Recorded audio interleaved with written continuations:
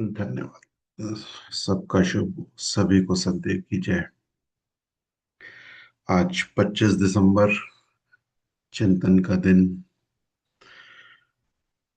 तो जैसा कि सभी जानते हैं, इस समय माता पिता संतान यज्ञ चल रहा है। तो आज हम कोमलता से आंखें बंद करके अपने माता पिता और अपने पुत्र, अपने बच्चों के प्रति शुभकामना करते हैं। तो सबसे पहले हम खुद को पुत्र रूप में समझते हुए माता पिता के लिए शुभकामना करते हैं। सभी कोमलता से आंखें बंद करके अपने माता पिता को अपने हृदय में दृश्य रूप में देखते हैं, उनकी उपस्थिति को महसूस करते हैं। हे मेरे जन्मदाता, मेरी हस्ती की रचयिता, माता पिता, आप धन्य हो। यदि आपने मुझे जन्म ना दिया होता तो इस संसार की सुंदरता को देखने से मैं वंचित रह जाता। मेरा जो अस्तित्व ही ना होता, आपका शुभ। हे मेरे पालन करता, अपने जन्म ही नहीं दिया, बल्कि आपने वर्षों महीनों पल पल मेरी पालना भी की है। खुद ना खाकर मुझे खिलाया, खुद गीले में सोकर मुझे सूखे में सुलाया। मेरी पालना हेतु अपने खून को भी खर्च कर सकने वाले उपकारी माता पिता जी, आपका शुभ। हे मेरे रक्षा करता, गर्मी सर्दी वर्षा तूफान दुख कष्ट निराशा बुरी संगत कुशिक्षा आदि से सदा रक्षा करने वाले माता पिता जी, आपका शुभ। हे मेरे शिक्षादाता, आपने मुझे करवट लेना उठना बैठना चलना बोलना पढ़ना लिखना पता नहीं क्या क्या कितनी कड़ी मेहनत के बाद सिखाया। आपने अपने से ज्यादा शिक्षित व योग्य बनाने हेतु हर प्रकार से भरपूर संग्राम किया।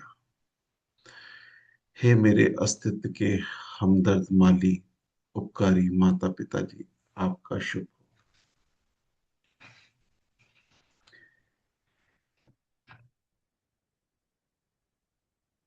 अब अपने बच्चों के लिए हम शुभकामना करते हैं। अपने बच्चों को ध्यान में रखते हुए वो जहां भी हैं, जैसे भी हैं, उनको शुभकामना करते हैं। हे भगवान, मेरे बच्चों का शुभ हो, मेरी संतान का कल्याण हो, मंगल हो, भला हो, विकास हो। हे मेरी प्यारी संतान, तुम मुझे बहुत प्रिय हो।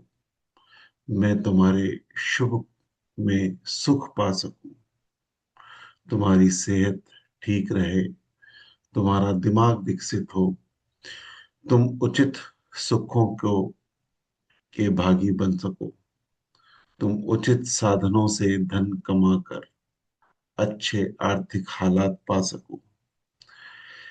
इन सब से बढ़कर तुम्हारी आत्मा बलवान और सुंदर बने। हे मेरे प्रिय अंश, तुम उच्च भावधारी परोपकारी दीन व दानी आत्मा बन सको। तुम संग हमारा संबंध उच्च भावों पर आधारित हो। हे मेरे प्रिय बच्चों, तुम अपनी जाति व कुल का गौरव महान कर सको। तुम चरित्रवान बनो, तुम्हारा मनुष्य जन्म पाना सफल हो। हम तुम्हारे माता पिता कहलाने में गर्व महसूस कर सके। तुम्हारा शुभ हो, कल्याण हो, मंगल हो, भला हो, विकास हो।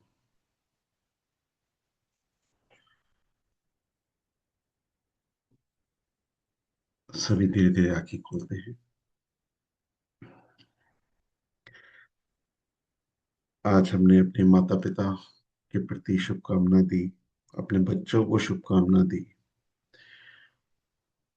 और जो भगवान ने हमें पहला यज्ञ दिया माता पिता संतान के रूप में, वो समझ थी कि हमें माता पिता के उपकारों को किस रूप में महसूस करना है और बच्चों को क्या संस्कार देने हैं, कौन सी शिक्षा देनी है, और शुभकामना हमने उसी रूप में ली कि बच्चे भी उस शिक्षा को समझकर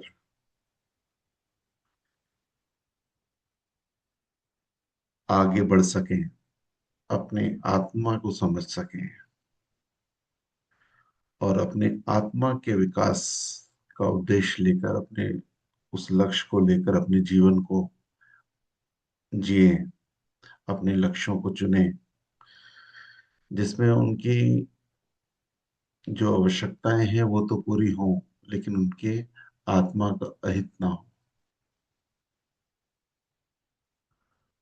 हम सबको अपने परिवार में, अपने आसपास उस माहौल को, उस वातावरण को उत्पन्न करना है, उस वातावरण को बनाना है जिससे जो नई पीढ़ी है इस विषय से जुड़ सके, उस भगवान से, उस गुरु से जुड़ सके जिसका मुख्य उद्देश्य ही मानवता का निर्माण है।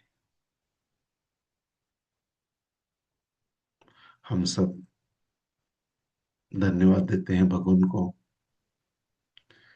कि उन्होंने हमें ये समझ दी, ये कृपा हम पे की, और अपने माता पिता को भी धन्यवाद देते हैं कि उन्होंने भी हमें उस बेसिक संस्कार को आगे बढ़ाने में मदद की जिससे हम इन बातों को समझने के अधिकारी बन सके।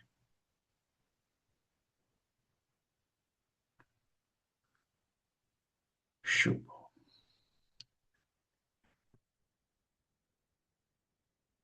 जैसा कि हम पिछले चिंतनों में चिंतन कर ही रहे थे, उसमें हमारे लगभग 4 चिंतन हो चुके थे, तो उसी के आगे हम बढ़ते हैं। कुछ चिंतन आज और पढ़ते हैं, उसको आगे हम, मैं स्क्रीन शेयर करता हूँ जिसमें हम उसको रिवीजन भी कर पाएंगे और उम्मीद है सभी उसके अभ्यास में आगे बढ़ रहे होंगे।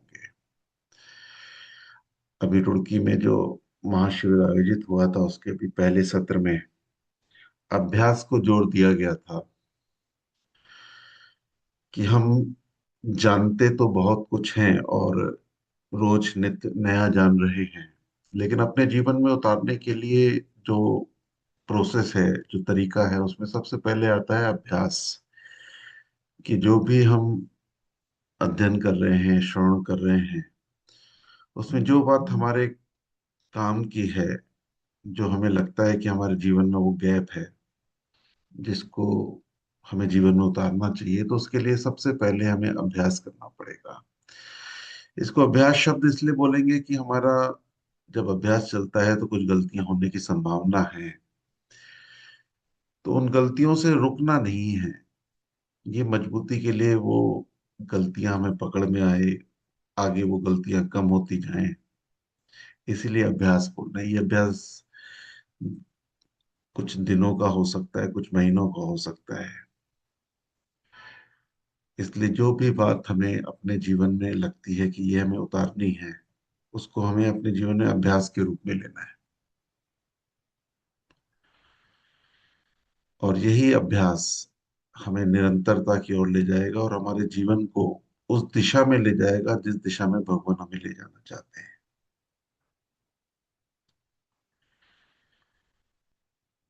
तो जैसे कि चिंतन सत्र में पहले भी बताया गया है, और जो हमारा 17 तारीख को सेशन था यूट्यूब में उपलब्ध है, उसको हम दोबारा सुन सकते हैं। उसमें जो मुख्य लाइन निकली थी कि मनुष्य अपने जीवन में इस प्रकार जिए कि उसके द्वारा चारों जगत पोषित होते रहे, क्योंकि नेचर का नियम भी यही कहता है कि पोषण ही देता है। आप देखेंगे कि अगर हमें स्वच्छ हवा मिल रही है तो हवा क्या कर रही है, हमारा पोषण कर रही है। हमें स्वच्छ पानी मिल रहा है तो पानी क्या कर रहा है, वो भी हमारा पोषण कर रहा है। कोई पेड़ पौधा हमारे आसपास है, वातावरण में है, तो वो भी हमें पोषित कर रहा है। कोई हम भोजन कर रहे हैं तो वो भी हमें पोषित कर रहा है। नेचर में हर एक अपने द्वारा दूसरे को पोषित करने के प्रयास में ही है। उसी प्रकार हम भी नेचर का हिस्सा हैं, अभिन्न अंग हैं। तो हमारा जीवन भी उस दिशा में चले, हमारे हर एक क्रिया से हमारे परिवार के सदस्य, मैं खुद, हमारे समाज के सदस्य, चाहे वो वनस्पति जगत हो, चाहे भौतिक जगत हो, चाहे पशु जगत हो, हर कोई मेरे से सुरक्षा पाए, मेरे से सम्मान पाए, मैं उसके प्रति श्रद्धा रख सकूं, उनके प्रति कृतज्ञता रख सकूं। ये उच्च भाव ही जब मेरे जीवन में मेरे क्रिया के रूप में उतरते हैं तो वो पोषित करते हैं, मेरे संबंधों को पोषित करते हैं। तो इस विषय को हमें हमेशा ध्यान रखना है कि सामने से जो भी बर्ताव आ रहा है, जो भी क्रोध आ रहा है, या कुछ अनजाने में कुछ ऐसे चीजें हो रही हैं, उसको किस प्रकार हम देखें कि हमारे निम्न भाव जागृत ना हो, हम उसका रिप्लाई जो करें, हम उसका जो उत्तर निकले, हमसे प्रतिक्रिया निकले, उसमें कहीं ना कहीं ऐसे मीठे शब्द हों जिससे उसका क्रोध खत्म हो, वो संबंधों को समझ सके, मेरे व्यवहार से वो उच्च भाव को पकड़ सके। क्योंकि जैसे ही सामने वाला निम्न भाव से कोई क्रिया करता है, और हमारी प्रतिक्रिया जब उसको उच्च भाव से जाती है, तो धीरे धीरे समय लग सकता है, लेकिन उसमें परिवर्तन आएगा। क्योंकि जैसे ही हम उच्च भाव से प्रतिक्रिया करते हैं, तो स्वाभाविक रूप से हमें सकारात्मक ऊर्जा जो हमारे इर्द गिर्द उपस्थित है, हमारे परलोकवासी संबंधी, जो हर पल हमें सहयोग करते हैं, वो उच्च भावों के कारण वो हमें और बेहतर सहयोग कर पाते हैं, और फिर उसी से वातावरण बदलता है। तो हमारा पहला कर्तव्य है कि हमें सदा उच्च भावों में रहते हुए अपनी किरणों को, जो कि हमने पिछले चिंतनों में किया था कि हम हर पल किरणें निकाल रहे हैं, वो किरणें उच्च भाव से प्रभावित होकर निकलेंगी, तो उसका असर हमारे वातावरण में रहता है, और उस वातावरण में जो भी होगा, चाहे वो हमारे परिवार का कोई सदस्य हो, समाज का सदस्य हो, वो उससे प्रभावित होता है। तो हम उस दिशा में आगे बढ़ते हैं। जो चिंतन है हमें उसी दिशा में ले जा रहे हैं, क्योंकि भगवान की शिक्षाओं से जो समझ निकली है, वो चंद पैराग्राफों के रूप में हम उसको पढ़ते हैं, चिंतन करते हैं।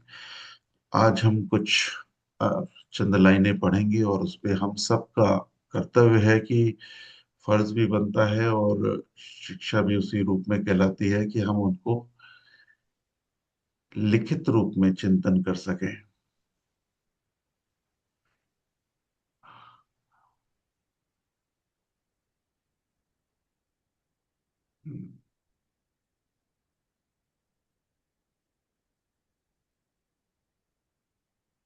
हमने 3 चिंतन पहले पढ़ चुके हैं।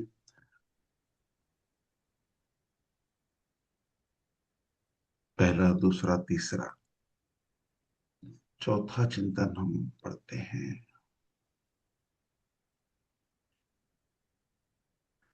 यदि कोई जन चाहता है कि मैं नीच गतियों से निकलूं, उच्च गतियों द्वारा विकास पाऊं, और यदि कोई जन यह बोध करता है कि आत्मा का जीवन ही सार है, और यहाँ की और सब चीजों से बढ़कर कीमती है, जो संबंधी नीच वासनाओं के पुतले हैं, वह सब छूट जाएंगे। इसलिए जो संबंधी जीवन के मार्ग में बाधा देते हैं, उन्हें मैं छोड़ दूं, तो यह उसका सच्चा त्याग है। यह त्याग तब शुरू होता है जब किसी में नीच गतियों से निकलने और उच्च जीवन में विकास लाभ करने की आकांक्षा पैदा होती है। भगवान ने सदा बोला है कि अगर हमारे में उच्च जीवन की आकांक्षा नहीं है तो हाँ, एक तो हम उस दिशा में चल ही नहीं पाएंगे। सबसे मुख्य हमारे हृदय में उस चीज की आकांक्षा का जागृत होना। क्योंकि जब हम शरीर के साथ पूरा जीवन जीते हुए आए हैं तो स्वाभाविक रूप से हमारे लिए शरीर की खुशियां ही मुख्य रहती हैं। लेकिन एक यू टर्न आता है भगवान की शिक्षा को जानकर समझकर कि मैं सिर्फ शरीर नहीं हूँ, क्योंकि शरीर के सुखों को जितना भी हमने भोगा है वो अंतहीन है। मतलब उससे तृप्ति नहीं है, उससे वो खुशी हमें स्थिरता लाभ नहीं देती। हम बार बार उसी में उलझते हैं, उन्हीं भौतिक चीजों में उलझते हैं। लेकिन देखा जाता है कि कुछ पल की खुशी तो है, लेकिन वो फ्लक्चुएशन चलता रहता है, कभी सुख कभी दुख। लेकिन जब आत्मा की समझ मिल जाती है तो समझ में आता है कि मुख्यतः हमें आत्मा के विकास पे ही काम करना है। कि जब वो आत्मबल हमारा बढ़ता है, जब हम आत्मा के हित के लिए कोई कार्य करते हैं तो उसका जो फल है, यानी जो हमें आत्मा की खुशी मिलती है, वो निरंतर खुशी रहती है, उसमें स्थिरता रहती है। तो ये जब तक हमारे अंदर आकांक्षा नहीं रहेगी कि मुझे आत्मिक सुख की तरफ आगे बढ़ना है, हमारी आवश्यकताएं अपनी जगह पर, लेकिन हम सदैव अपने उच्च भावों पर रहते हुए अपने आत्मिक विकास पर ही आगे बढ़े। तो ये आकांक्षा जब प्रबल होती है तो फिर हमारे कुछ कदम ऐसे होते हैं जिसमें हम अपने जीवन को उस दिशा में ले जाते हैं जहां हमें उच्च धर्म संबंधी, उच्च परिवार के संबंधी मिलते हैं। जिसमें हो सकता है, संभावना है कि कुछ ऐसे साथी हों हमारे जो बीच में इस विषय को लेकर हमसे बिछड़ना चाहें, अलग होना चाहें। लेकिन पहला प्रयास तो यही होना चाहिए कि हम उनको उस बात को समझा सकें कि हम सिर्फ शरीर ही नहीं, आत्मा भी है। इस होश में अगर हम ला सकते हैं तो ये तो बेहतरीन कदम है।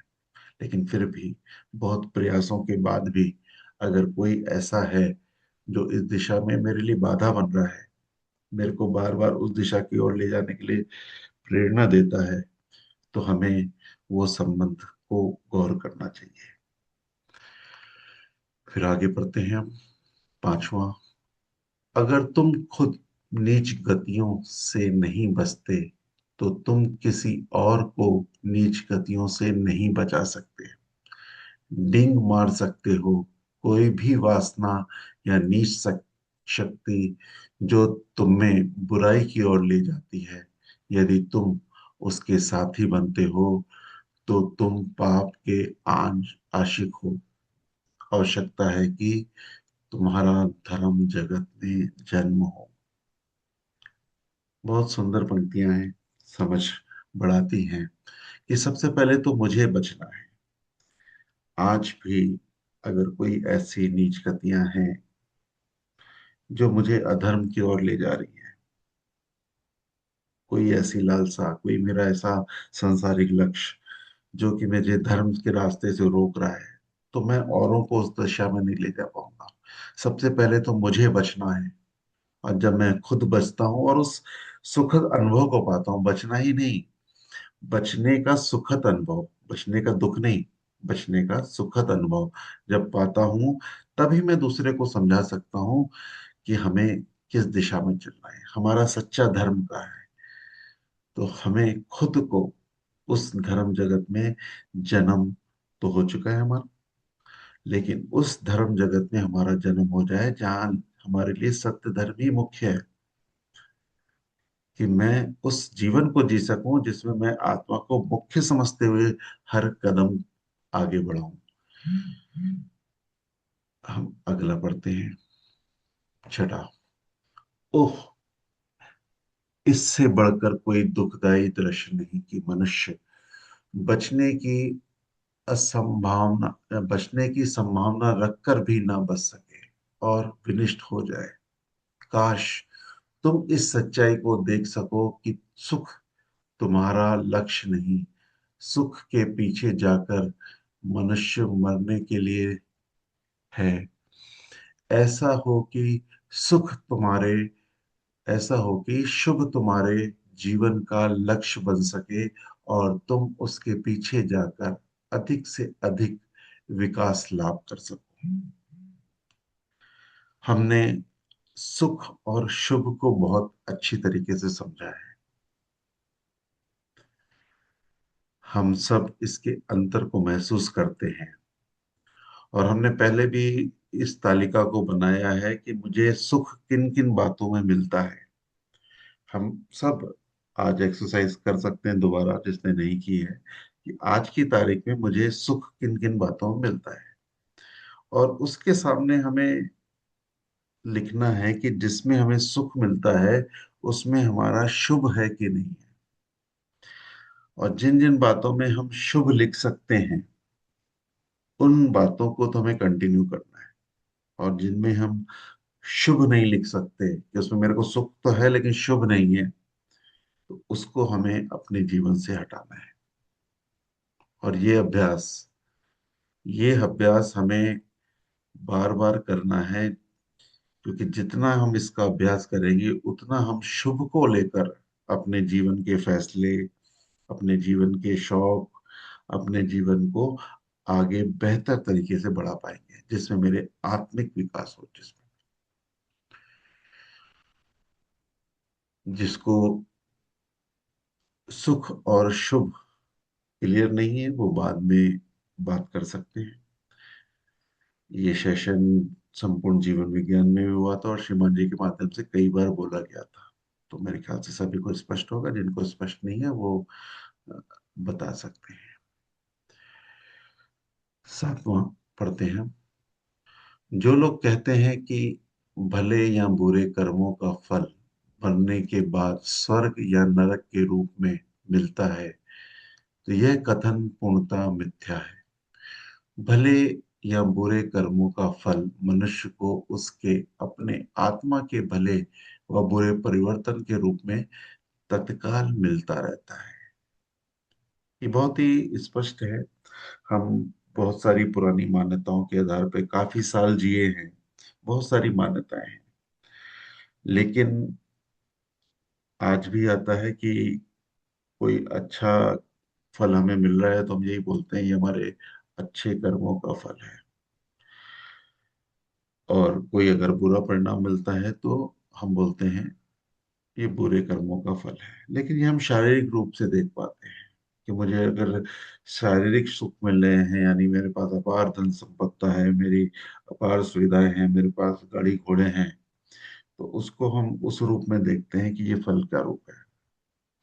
नहीं, ये तो जो भी हमारी शारीरिक की योग्यताएं, मानसिक योग्यताएं हमारी बेहतर होती हैं, उसके आधार पर जो भी हम कार्य करते हैं उसके द्वारा जो हमारा आय होता है, इनकम होता है, उससे हम अपनी आवश्यकताओं की चीजों को एकत्र कर लेते हैं। बस ये सीधा सा इसका परिणाम है।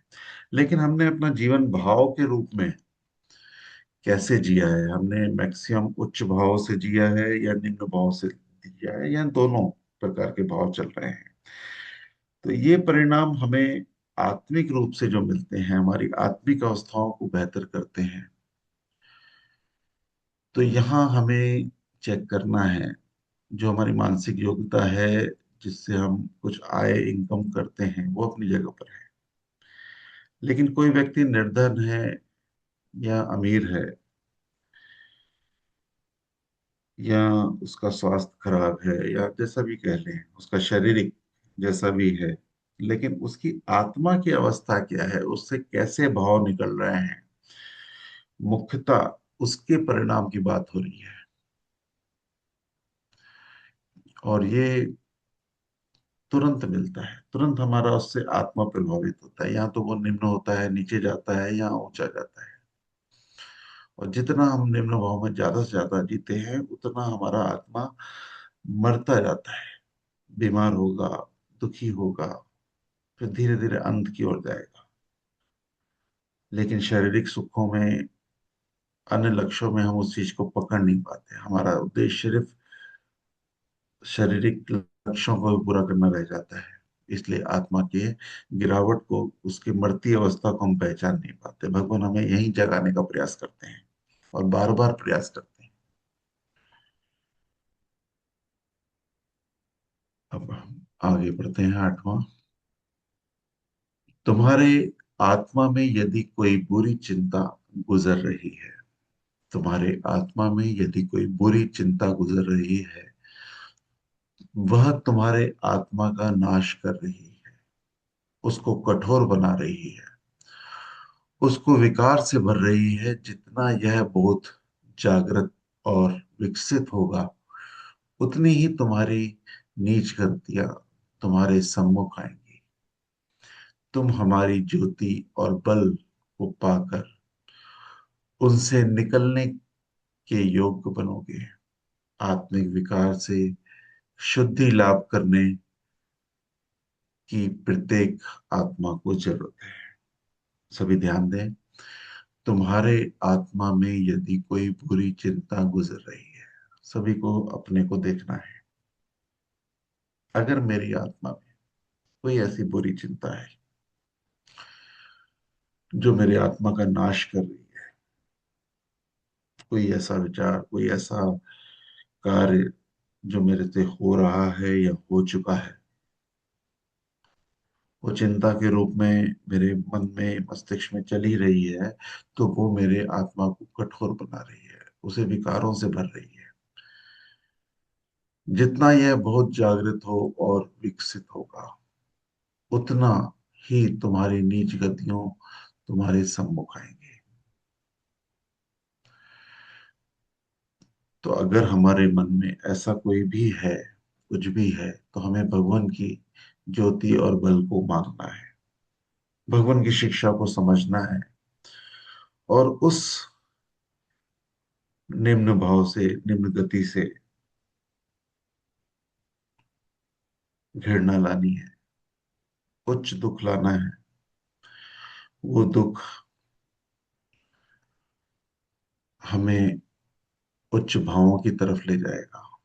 भगवान से जब बल मिलता है ना, तो हम निकल पाते हैं, हमारा हृदय निर्मल हो पाता है ना। तो इस बुरी चिंताओं से हमारा हृदय और कठोर हो जाता है। कठोर होने से क्या होता है, हम भगवान से और दूर होते जाते हैं और उसी दिशा में बहते चले जाते हैं।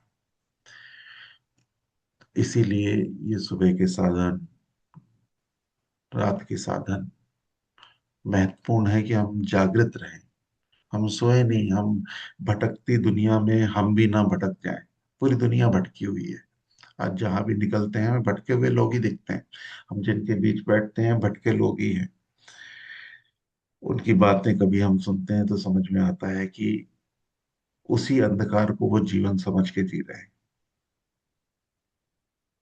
तो हमें भगवान से बल और ज्योति मांग के उस अंधकार से निकलकर अपने को योग्य बनाना है, आत्मिक विकार से शुद्धि लाभ करना है, जो प्रत्येक आत्मा के लिए जरूरी है। मेरे लिए जरूरी या आप सबके लिए जरूरी ऐसा नहीं, मेरे से जुड़ा हुआ प्रत्येक इंसान, उसके लिए भी ये बात जरूरी है। ना तो आप देखेंगे कितने कठोर हृदय समाज में चल रहे हैं। तो हमारा उद्देश्य भी है कि हम अपने व्यवहार से अपने गुरु की शिक्षा को जता सकें, दिखा सकें, जिससे प्रभावित होकर उनके अंदर भी वो जिज्ञासा जागे, जानने का प्रयास जागे। जैसे कि इस बार हुआ भी था कि क्या हम अपने घर में कोई ऐसा स्थान दे सकते हैं जिसमें भगवान की छवि है, भगवान की शिक्षाएं हैं, और कभी कोई मित्र आया तो उस जगह हम बैठ के भगवान के विषय में उसको बता सके, उस औरे में उसको बैठा सके, भले 5 मिनट, 10 मिनट, 15 मिनट, लेकिन हमारी वार्तालाप उसी औरे में हो, उसी वातावरण में हो, क्योंकि भगवान के उच्च प्रभाव उस क्षेत्र में आपके घर में सदा बने रहेंगे। चाहे वो आपके परिवार का कोई बच्चा बैठे, बड़ा बैठे, आपको उसका ऑरा समझ में आएगा। 9 पढ़ते हैं। जब तक मोक्ष विकास का नियमित सिलसिला नहीं चलता, तब तक जहां एक एक आत्मा की प्रकृत भलाई का मार्ग नहीं खुलता, वहां देश समाज के एक व दूसरे विभाग के परिचालन के लिए भी कोई योग्य आत्मा नहीं मिलता। जब तक मोक्ष विकास का नियमित सिलसिला नहीं चलता, तब तक जहां एक एक आत्मा की प्रकृति भलाई का मार्ग नहीं खुलता, वहां देश समाज के एक व दूसरे विभाग के परिचालन के लिए कोई योग्य आत्मा नहीं मिलता।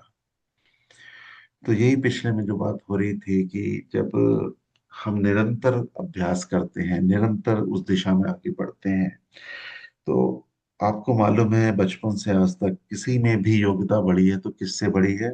उसके निरंतर अभ्यास से। जिस भी बालक ने, बच्चे ने अपने निरंतर अभ्यास को रोका है तो उसकी योग्यता कम हुई है। तो हम सबको भी योग्य बनना है, उसके लिए निरंतर अभ्यास की आवश्यकता है। धन रूप में, मानसिकता के रूप में हम सबका सब विकसित हैं, लेकिन भगवान की शिक्षा को जीने में, उसको जीवंत करने में, अपने अंदर से क्रोध, घृणा, ईर्ष्या को खत्म करने में हमें निरंतर अभ्यास की जरूरत है। आज भी जाने अनजाने हमसे कुछ सुनने में गलती हो जाती है, कुछ बोलने में गलती हो जाती है, कुछ व्यवहार करने में गलतियां हो जाती हैं। अनजाने में हम किसी को गलत धारणा से देख लेते हैं, अनजाने में किसी के प्रति बुरे विचार आ जाते हैं, ईर्ष्या आ जाती है, उसको छोटा महसूस करा देते हैं अनजाने में। हमें ध्यान देना है, हमें अभ्यास करना है कि कैसे हम हर पल, चाहे उस मन में हम सोच रहे हो किसी को या सामने व्यवहार कर रहे हो, सदा उच्च भावों का ही प्रदर्शन करना है, किसी भी रूप में, किसी के लिए भी। कोई अज्ञानी हो सकता है, लेकिन मन ही मन उसके प्रति शुभकामना रख सकते हैं कि उसको भी ज्ञान मिले, उसको भी वो समझ मिले, उसको भी वो लक्ष्य स्पष्ट हो जिसके कारण वो धरती में आया है, उसकी वो भ्रमित अवस्था, उससे वो अज्ञान खत्म हो, उसके प्रति मेरे मन में घृणा ना हो, ईर्ष्या ना हो। ऐसी शुभकामना मैं उसको दे सकूं कि वो भी संसार के हित में काम आए, सहयोगी बने। हम प्रत्येक जन का मुख्य कर्तव्य यही है कि हम एक दूसरे का पोषण करें। अंतिम 10वां विचार हम पढ़ते हैं। सभा या साधन वह हितकर है जो आत्माओं में उच्च परिवर्तन ला सके। बहुत ही ध्यान दीजिएगा। सभा या साधन वह हितकर है जो आत्माओं में उच्च परिवर्तन ला सके। साधन का लक्ष्य ही यह है कि आत्माओं में उच्च परिवर्तन आवे। यदि ऐसा नहीं होता है तो साधन या सभा का उद्देश्य पूरा नहीं होता। प्रत्येक साधन से कुछ ना कुछ उच्च परिवर्तन उत्पन्न होना चाहिए। यदि तुम्हारे द्वारा किसी का कुछ शुभ साधन हो सके तो तुम्हारा जीवन उस हद तक हितकर है, आत्मा में से नीच भाव भाव जावे और उच्च भाव पैदा हो, तब आत्मा की खैर है। जो हम नियमित साधन करते हैं, चाहे वो स्वयं के साथ हो, चाहे या पूरे संघ के साथ हो, लेकिन उसमें कुछ ना कुछ हमारे आत्मिक विकास की संभावनाएं तो है। तो जो भी हम पकड़ सके उसको हमें जीना है, जी कर देखना है और अपने आत्मा के उस विकास को महसूस करना है कि आज के साधन से जो मैंने क्रिया की, उसको समझकर, उस साधन को समझकर मेरे से जो क्रिया हुई, उसमें मेरे आत्मिक विकास का क्या अवस्था रही। क्रियाओं के बाद, सुनने के बाद तो समझ मिली, समझ मिलने के बाद क्रिया निकलेगी दिन भर आपसे। उस क्रिया से जो आपका आत्म विकास हो रहा है, जो आपके उच्च भाववर्धन से आपके जो रात्रिकालीन अनुभव है वो क्या है, वो अवस्था पकड़नी है। और रोज नित्य से जो साधन हो रहे हैं उससे एक लाइन लेकर काम करना है और अपनी अवस्था को पकड़ना है। ये निरंतर अभ्यास जब चलेगा ना, तो आप देखोगे कि आप निरंतर उच्च दिशा की ओर आगे बढ़ रहे हैं। जैसे भगवान बोलते हैं ना, मुझ में दे जीवन का विकास, तो ऐसे ही हमें देखना है मुझ में उच्च जीवन का विकास, मुझ में उच्च जीवन का। मेरी आत्मा का बल जैसे जैसे बढ़ेगा, मेरा उच्च जीवन आगे बढ़ता जाएगा। और उसी अनुभव को पकड़ के हमें आगे बढ़ना है। और वही हमारे जीवन की सुंदरता है, वही हमारे भगवान की शिक्षा की सुंदरता है। और उसी को जीवंत करना ही हमारा मुख्य उद्देश्य है। और जब ये हमारे जीवन से जीवंत होकर आगे बढ़ता है, तो उसको देखकर हमारे परिवार के सदस्य, हमारे समाज के सदस्य उस गुरु को जान पाते हैं, उस भगवान को जान पाते हैं जिन्होंने अपने जीवन का मुख्य लक्ष्य वही रखा है। सत्य से सुंदर ही मेरा परम लक्ष्य हो गए, जग के उपकार में जीवन ये जावे। तो उपकार कोई ऐसी सेवा नहीं है जिसके लिए आपको मंदिर गुरुद्वारे में जाना पड़े। मेरा व्यवहार ही जग का उपकार है। मैं किस व्यवहार को लेकर अपने जीवन को जी रहा हूं, अपने परिवार में जी रहा हूं, यही सेवा है, पहली सेवा। और जब ये सेवा निरंतर होकर अपने प्रकाश को फैलाती है, तो मेरे गुरु का प्रकाश हर हृदय तक पहुंचता है। मेरे गुरु की ज्योति हर हृदय तक पहुंचती है, क्योंकि वो ज्योति का पहला व्यक्ति, उस रोशनी का पहला व्यक्ति मैं हूं। अगर वो ज्योति मेरे हृदय में आ रही है, मेरे अंधकार को मिटा रही है, तो मेरे माध्यम से औरों के हृदय के भी अंधकार को मिटाने की संभावना रखती है। तो इन साधनों से, इन सभाओं से हम अपने जीवन को प्रकाशवान कर सकें, उस आनंद की अवस्था में रह सकें, उस निर्मल अवस्था में जी सकें। यही प्रार्थना भगवान से हम करते हैं कि भगवान की कृपा सदा हम पे बरसती रहे। वो शिक्षा की समझ हम में बढ़ती रहे। शिक्षा तो उन्होंने दे दी, उसको जितना हम मंथन करेंगे, जितना हम चिंतन करेंगे, उतना ही उसका असर हमारे जीवन में आएगा। जब भोजन बनता है ना, तो जब मैं शुरू में नया नया भोजन बनाया था, तो जब प्याज को हम लाल करते हैं, तो कभी जल जाते थे, कभी कच्चे रह जाते थे। तो जब घर में मिसेस को करते हुए देखते थे, तो बोले नहीं, अभी और, अभी और, बस अब इसके बाद नहीं।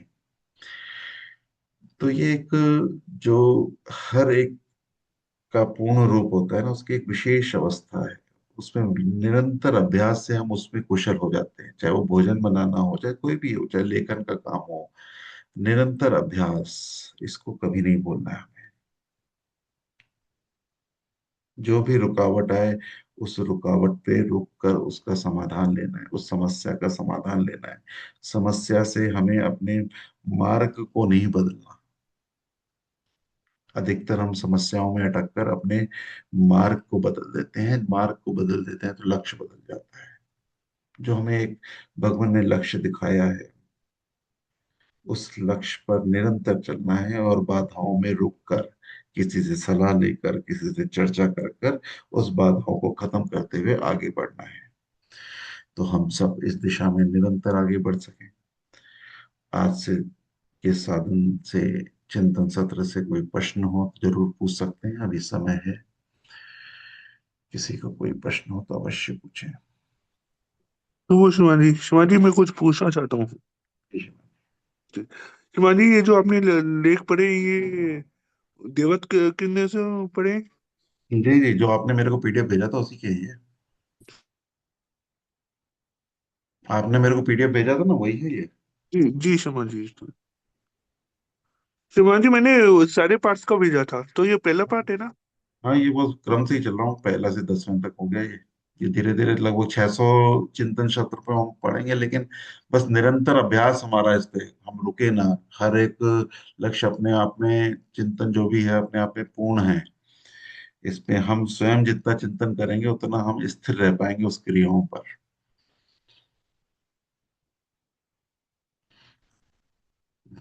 किसी का और कोई प्रश्न या कोई भाव प्रकाश? हेलो। श्रीमान देव की जय हो। जी श्रीमान जी, आवाज आपकी थोड़ी स्लो आ रही है, माइक शायद दूर है, देखिए जैसा। आ रही है, आप देखिए सर। आ रही सबका शुभ हो, मंगल हो, भला हो। सर, आपका आपने जो आज ज्ञान दिया है, मैं तो कायल हूँ आपसे। धन्यवाद आपका। ये कौन सी सर बुक में है ये जो बानी आपने ली है आज? है। ये देववाणी है, मैं ग्रुप में शेयर, देववाणी नहीं, उसके किरणें हैं, अच्छा। देवत्व की किरणें। तो क्योंकि हम गांव में रहते हैं सर, यहाँ नेटवर्क की बहुत प्रॉब्लम रहती है, बट फिर भी चलो कभी कभी बीच में हो जाता है। तो आपने सुबह जो भजन के लिए बोला था, तो मैंने वो निकाल के रखा था, हमारे पूजनीय सतगुरु। तो जी मेरे जी। को बहुत अच्छा प्यारा भजन लगता है। तो हम्म। श्रीमान जी, मैं तो 19 जनवरी को अगर आप आ सकते हो तो आ जाओ मेरे पास जीरा में। वहाँ एक आश्रम है, मतलब के, तो वहाँ काफ़ी लोग एकत्र होंगे, क्योंकि मेरे परिवार के ही 15-20 मेंबर हैं। तो जी जी। अगर आप टीम के साथ आ सकते हो तो मोस्ट वेलकम। मैं तो यही आपको संदेश दूंगा। और भगवान देवात्मा की जो शिक्षा है ना सर, मैं क्या कहूँ इसके बारे में। मैं तो कायल हूँ। तो मैं तो खुद का सेल्फ के घर पे ही, मतलब कि जितना हो सकता है मेरे अच्छा मैं लोगों का करता हूँ। तो मेरे पास जी अच्छा एक बाहर ऑफिस है, घर पे, घर के बाहर ही है। तो जी। जी आप मोस्ट वेलकम जीरा में आ सकते हो, क्योंकि यहाँ कोई भगवान देवात्मा का काफ़ी पुराने समय पहले यहाँ एक मेंबर हुआ करता था। तो जी। जी आर्या समाज का यहाँ एक मंदिर था, वहाँ मैं जाता था। वो 1931 की बिल्डिंग है, तो बहुत पुरानी है। तो आर्या समाज से ये जो आगे मतलब कि बड़ा था, वो भी लोग हैं अपनी अपनी जगह मस्त हैं। तो मैं चाहता हूँ कि यहाँ भगवान देवात्मा का जो है, मेरे पास एक 10 बाई 12 का कमरा है, बाहर मेरा ऑफिस है। उसमें मेरे अच्छी अच्छी बुक्स भी रखी हुई है, क्योंकि भल्ला साहब से मैं जुड़ा रहा हूँ। अपने आदर्श जी आते थे, उन्हीं की देन है कि वही मुझे जी। देव समाज में लेके आए थे। तो मैं तो क्वेश्चन आपसे सर क्या करूँगा, आप तो महान हैं। नहीं नमनीत जी नहीं, तो बहुत टीचर मैं हैं, हमारे हाँ, गुरु मैं हैं। कोई महान नहीं हूँ, मैं नहीं नहीं तो भगवान नहीं की शिक्षा को सर, बता पाता हूँ थोड़ा नहीं, बहुत। महान ही है, सभी मेंबर्स हमसे अच्छे जी हैं जी। सर। धन्यवाद आपका। ठीक है। ठीक है, मेरे प्रयास रहेगा, 19 जनवरी को मैं देखता हूँ अपना कैसा शेड्यूल है, उसके हिसाब से मैं सर देखता ऐसे है कि मैं आपको 19 जनवरी को जो है ना, मेरा डेट ऑफ बर्थ है। हूँ। जी तो जी। मैं एक आश्रम में, मतलब कि उसको कर रहा हूँ। सेलिब्रेट नहीं मैं कर सकता, क्योंकि मैंने अपने जन्मदिन को मैंने कभी महत्व नहीं दिया। जी क्योंकि जी। जन्म और मृत्यु है ना जो सर, वो अटल नियम है। भगवान हम्म, देवात्मा की शिक्षा तो यही है कि वो जी जो आदमी संसार में आया है, उसको एक दिन जाना तो है ही। जी जी जी।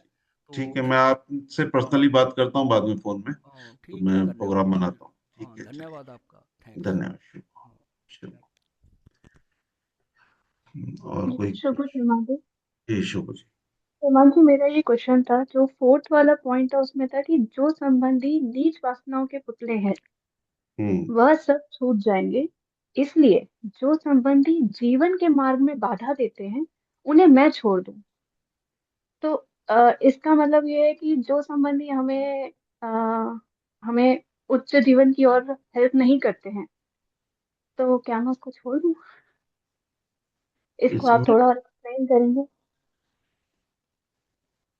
इसमें यह है, यदि कोई जन चाहता है कि मैं नीच गतियों से निकलूं, उच्च गतियों के द्वारा विकास पाऊं, और यदि कोई जन ये यह बोध करता है कि वो आत्मा जीवन ही सार है यहाँ की, और मैं सब चीजों से बढ़कर कीमती है, जो संबंधी नीच वासनाओं के पुतले हैं वह सब छूट जाएंगे। छूट जाएंगे, अपने आप छूट जाएंगे। ठीक है ना? नीच वासनाओं के पुतले हैं, वो अपने आप, या तो दो स्थितियां हैं, या तो उनकी समझ बढ़ेगी तो उनसे वो नीच वासनाएं अपने आप छूट जाएंगी। अगर नहीं समझ बढ़ रही है तो स्वाभाविक रूप से वो छूट जाएंगे। जी। उसके आगे पे लिखा है कि जो संबंधी जीवन के मार्ग में बाधा देते हैं उन्हें मैं छोड़ दूं। हाँ, इसलिए जो संबंधी जीवन के मार्ग में बाधा देते हैं उन्हें मैं छोड़ दूं, तो यह उसका सच्चा त्याग है। लेकिन इसमें बस यहाँ पर थॉट प्रोसेस करना है कि क्या मैं, अ, उस पे एक काउंसलिंग वाला पार्ट तो आता है कि कई बार ऐसा होता है कि मैं उस उच्च आत्मिक अवस्था से कितना उनके साथ जी चुका हूं। हमारी आत्मिक अवस्था भी उच्च होनी चाहिए, क्योंकि जब हमारी आत्मिक अवस्था उच्च होती है ना, तो मेरे परिवार के संबंध बदलते हैं। जब मैं उच्च भाव से व्यवहार करता हूँ परिवार में, तो मेरे परिवार में हो सकता है मेरा कभी व्यवहार ऐसा रहा हो जब मेरी आत्मिक अवस्था उतनी उच्च ना रही हो, लेकिन अब जब शिक्षा को समझ रहे हैं तो मेरा व्यवहार बदलना चाहिए। और मेरा व्यवहार बदलते हुए सामने वाला भी बदलता है। इसकी संभावनाओं से जब निकल जाता हूँ, मतलब लग रहा है कि अब मेरे को उच्च अवस्था के बाद भी ये चीजें नहीं बदल रही हैं, तो फिर फैसला करना है कि अगर मेरे आत्मबल में वो चीज बाधा पड़ रही है, लेकिन पहले प्रयास जरूरी है, काउंसलिंग जरूरी है। ये तुरंत डिसीजन वाला काम नहीं है। तो सारी परिस्थितियों को ध्यान में रखते हुए, काउंसलिंग करते हुए, फिर जो भी मार्ग निकल रहा है, और मेरी आत्मा का अगर उसमें बहुत ज्यादा हानि हो रही है, तो स्वाभाविक रूप से उसमें हमें कोई ना कोई कदम तो उठाना ही पड़ेगा। श्रीमान जी शुभ शुभ हो। हो। जी शुभ शुभ। हो। जी शुभ शुभ। हो। इसमें इतना तो हो ही सकता है कि हम उन्हें इग्नोर कर सकते हैं, उनके साथ संबंध शिथिल हो सकते हैं, उस तरफ ध्यान ना दें, उनकी बातों की तरफ अपना काम करते रहें। ये नहीं हम्म, होता कि बिल्कुल अपना परिवार में है कुछ लोग इधर और बाहर सामाजिक संबंध हैं, अब वो टांग खिंचाई करें तो फिर तो देखो गड़बड़ है, फिर तो छोड़ना पड़ेगा। और अगर टांग खिंचाई नहीं करते और अपना वो शांत है या अपनी चाल में चल रहे, तो हमें इग्नोर तो करना पड़ेगा, हमें अपना काम करना पड़ेगा अगर हमें लेकिन अपना उज्जीवन बनाना है। प्रयास नहीं छोड़ने चाहिए। मैं अपने से हाँ जी। बताऊं, हाँ, मैं बिल्कुल अपने शुभ उनकी हो। तरफ भी हमें धीरे धीरे सहानुभूति की नजर से देखना है, और बदल सकें तो बहुत अच्छी बात मैं जैसा अपना बताऊं कि मेरे 10 साल से मेरे ब्रदर क्या भी कुछ मतलब नॉनवेज खाना है, ड्रिंक होना चलता ही था, है। बहन के यहाँ भी चलता ही था। लेकिन मेरे हाँ व्यवहार हमेशा उच्च भावों से रहे, तो 10 साल बाद वही संबंध और पहले से बेहतर हो पाए। वो चीजें समझ हाँ, गए कि हाँ, वही है। वही एकदम डंडा लेकर के खड़ा नहीं होना। जी हाँ जी, मैं भी यही कहना चाह रही थी कि अंजलि जी जो कह रही थी कि छोड़ने की जरूरत नहीं, आप उनको अपने अच्छे भाव से बताओ। अपने अगर वो इंटरेस्ट नहीं लेते तो उनको कम कर दो, वो अपने आप में इंटरेस्ट नहीं लेंगे। अगर उनको ये बातें अच्छी नहीं लगेंगी तो वो आपसे परे हो जाएंगे, तो अपने आप ही छूट जाएंगे। आपका अगर इन बातों में, अच्छी बातों में इंटरेस्ट है और आप उनको वो बताओ, वो नहीं सुनना चाहेंगे तो अपने आप ही आपसे परे रहेंगे। तो कह के छोड़ने की जरूरत नहीं है, अपने आप ही छूट जाएंगे। कि जब वो देखेंगे आपका उच्च जीवन की तरफ इंटरेस्ट है, अगर वो भी इंटरेस्ट लें तो उनका भला होगा, अगर नहीं लेंगे तो अपने आप वो किसी और को ढूंढ लेंगे। इसलिए कहने की जरूरत नहीं कि मैं तुम्हें छोड़ रही हूँ। अब और परिवार इस में है, इधर उधर आना भी पड़ता है, जाना भी पड़ता है, जी बिल्कुल। समाज में भी आना पड़ता है, जाना पड़ता बिल्कुल। है। और अच्छे सबकी भाव सब से करो तो हो सकता है वो भी आपके साथ हाँ, सबकी अच्छे चाल भाव में अलग अलग, विकसित सबकी हो। चाल अलग है, सब अलग अलग हाँ जगहों से जुड़े हुए, कुछ ना जी। कुछ कर रहे सब। तो ठीक है, अपना वो करते हाँ रहें, हम वही अपनी ना। चाल चलते रहें। जब बस मिले आप अपनी अच्छी शिक्षा उनको बताओ, अगर बता दो इंटरेस्ट बस। लेंगे हाँ, तो भला होगा, नहीं तो अपने आप हट जाएंगे। जी जी ठीक है, चलिए। इसमें मतलब काउंसलिंग भी होनी चाहिए। कभी कभी हम समस्याओं में उलझ के अपने समाधान नहीं निकाल पाते, तो दूसरा उसको दूर से देखकर समाधान निकाल सकता है, ये भी होता है। ठीक है, चलिए, समय पूर्ण हुआ है। श्रीमान चंद्रगुप्त जी, आगे आप बहुत देखिए। बहुत बहुत धन्यवाद श्रीमान जी, बहुत सुंदर उद्बोधन। आपके इस उद्बोधन से मुझे जो आज छोटी सी समझ आई कि धर्म जगत में हम सब छोटे बच्चे हैं और छोटे बच्चे ही रहेंगे। छोटे बच्चे जब स्कूलों में जाते हैं, वो निरंतर वो होमवर्क करते रहते हैं तो आगे बढ़ते रहते हैं। हमें होमवर्क करने की जरूरत है। बहुत सुंदर उद्बोधन है कि हमें अच्छा बनने की, अपने आप को उच्च भावों से, उच्च विचारों से, उच्च कामनाओं से, उच्च आकांक्षाओं से, उच्च गतियों से अपने आप को पोषित करते रहना है। और उसके बाद फिर हम दूसरों के लिए भी हम ये अभ्यास कर सकें, तो बहुत ही हितकर है, बहुत सुंदर है। मेरे पास शब्द नहीं है आपके इस उद्बोधन की सराहना के लिए, लेकिन बहुत ही सुंदर, बहुत ही प्यारा। हम एक नए, अपने जीवन के एक नए अध्याय से जुड़ रहे हैं। हमें एक्सरसाइज करने की जरूरत है, उच्च जीवन पाने की जरूरत है। ये जीवन का ये सबसे कठिन कार्य है, अपने आप को धर्मवान बनाना, और ये नितांत आवश्यक है, सबके लिए जरूरी है। नेचर ने, जिसने हमें जन्म दिया है, सबके लिए अनिवार्य रखा है कि हम बिल्कुल सही तरीके से धर्मवान बनकर जीवन जिए। भगवान की शिक्षा भी यही है। पुण्य भगवान ने फरमाया है ना अपना कि हमारा जीवन लक्ष्य क्या है, अपनी आत्मिक गठन को पूर्ण करना। भगवान के साथ जुड़े रहेंगे तो हमारी आगे विकास का मार्ग खुला रहेगा और निरंतर हम अभ्यास की अवस्था में रहें छोटे बच्चों की तरह। तो बहुत बहुत धन्यवाद, समय काफी हो गया है। रेणु बदवा जी, शुभ हो आपका। धन्यवाद श्रीमान जी। शुभ हो, सबका शुभ हो, सबको सदैव की जय। शुभ हो। हम अपने लिए प्रार्थना करें कि हमें ये समझ आ सके, हम जीवन को सुंदर तरीके से जी सकें। इस समय महसूस करें भगवान के सानिध्य को, उनके आशीर्वाद को, ब्लेसिंग को, कि वो हमारे साथ में हैं और हमें सही समझ प्रदान कर रहे हैं। शुभ हो। दिल की गहराइयों से प्रार्थना करते हुए आंखें बंद करके महसूस करें कि हमें सही समझ प्राप्त हो रही है, हमारा विवेक जागृत हो रहा है, हम सही मार्ग पर अग्रसर हो रहे हैं, नीच भावों से मुक्ति पा रहे हैं।